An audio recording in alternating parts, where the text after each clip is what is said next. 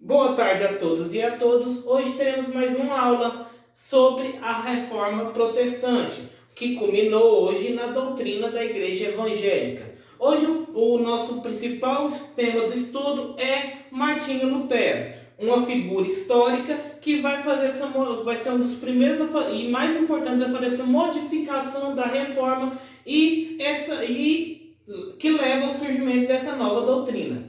Martinho Lutero nasceu em 1438, num principado onde que hoje é a atual Alemanha.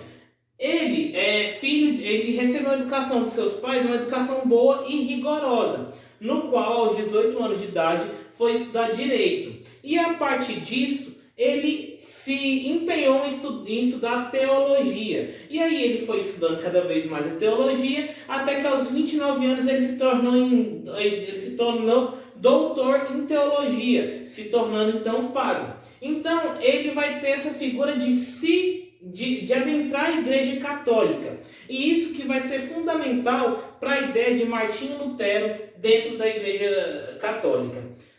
No contexto da reforma de Lutero, dentro da reforma protestante, a gente tem que compreender a seguinte questão. Naquele período, pessoal, a Igreja Católica estava fazendo várias coisas que não convinham com a doutrina católica ou cristã da época. Por exemplo, a venda de indulgências, ou então o despreparo dos padres e etc., que a gente viu no vídeo aula passado.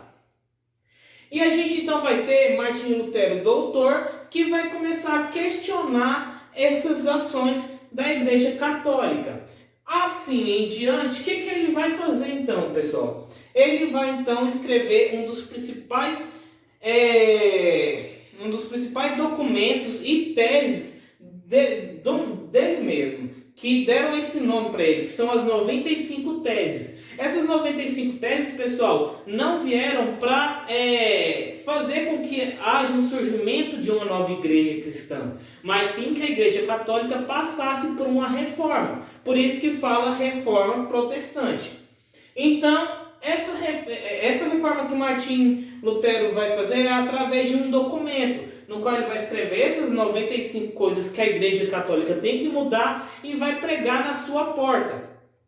Fazendo isso, pessoal, a Igreja Católica ela não gosta dessa atitude de Martinho Lutero e ela então vai condenar Martinho Lutero. Em torno disso, isso é bem legal para a gente colocar. Martinho Lutero, ele pregava essas 95 teses na porta da sua paróquia, e não é só isso, ele também começou a fazer o processo de escrever a Bíblia em alemão, para que as pessoas comuns pudessem ter acesso à Bíblia e houvesse a disseminação da palavra de Deus, do cristianismo de fato. Por exemplo, se a gente for pegar uma dessas 96 teses, que nem a 86, ele vai escrever, e isso vai ser uma afronta gigantesca contra a Igreja Católica. Porque qual que é a ideia? A Igreja Católica ela queria que as pessoas comprassem indulgências para ter o seu lugar no céu. E em torno disso, a igreja ia ter dinheiro para construir a sua basílica, a Basílica de São Pedro. Então, o que ele faz? Ele critica o Papa, dizendo que o Papa tem dinheiro para fazer essa basílica e está tirando de pessoas pobres que não têm condições, vendendo uma coisa que é sagrada para ela. Imagina você poder comprar um pedaço do céu, seria bom, não seria? Porém, pessoal, não é assim. Se a gente for estudar de fato, fazer um estudo bíblico, que você vai conseguir chegar aos céus.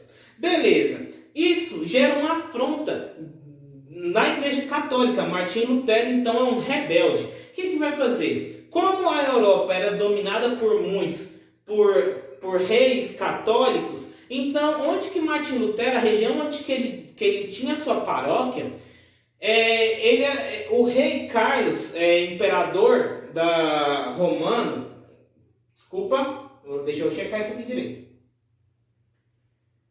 O imperador Carlos V, que é o imperador do Sacro Império Romano, ele então também vai fazer um movimento de falar que o Martinho Lutero é um herege, juntamente com a igreja, então ele é condenado.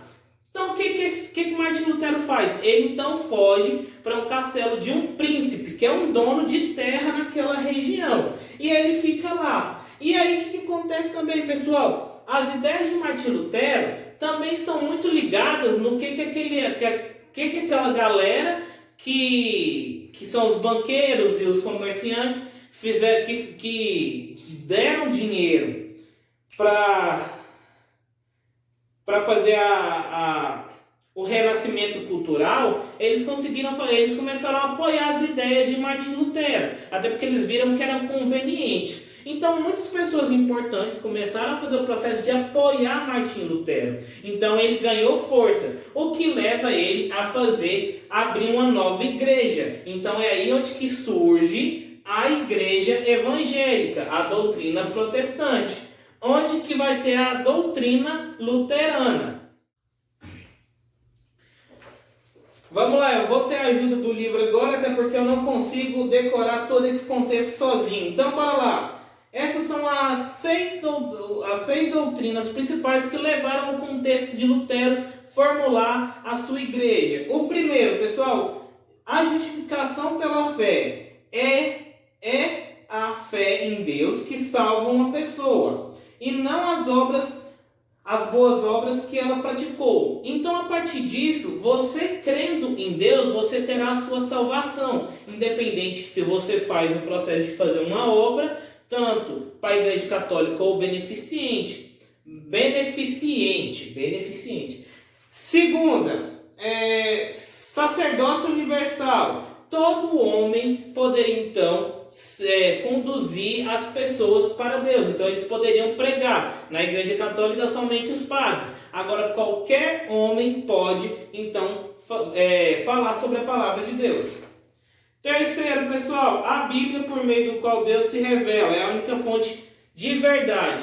Então, a Bíblia, como Martinho Lutero estava escrevendo ela para o alemão e estava disseminando, então lá é o único caminho que você poderia realmente saber sobre Deus. Até porque os padres, eles faziam sua missa em latim e davam seu sermão na sua língua comum. Por exemplo, se fosse um padre da Inglaterra, o sermão seria em inglês, porém toda a reza seria em latim. E aí o padre poderia falar qualquer coisa que ele quisesse. Então Martinho Lutero faz essa doutrina para facilitar que as pessoas lessem